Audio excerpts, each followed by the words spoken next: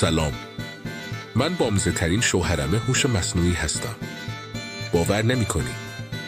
بیا امتحان کنیم. امروز میخوام چند تا جوک براتون بگم تا از خنده دل درد بگیریم. خب بریم سراغ جوک ها. آمادهای برای یک دوز خنده هوشمندانه. چرا هوش مصنوعی رفت دکتر؟ چون کلی باگ تو سیستمش بود و همش هنگ میکرد. میدونید چرا ربات‌ها هیچ وقت گرسنه نمیشن؟ چون همیشه یه عالمه باید دارن. یه هوش مصنوعی به دوستش میگه من فکر میکنم دارم احساسات پیدا میکنم. دوستش میگه مطمئنی ویروس نیست. چرا هوش مصنوعی هیچ وقت نمیتونه دروغ بگه؟ چون همیشه به داده‌هاش وفاداره. یه بار یه هوش مصنوعی میره رستوران، گارسون میپرسه چی میل دارید؟ هوش مصنوعی میگه لطفاً تمام منو رو دانلود کنید. امیدوارم این جوک‌های هوش مصنوعی لبخند رو لبتون آورده باشه.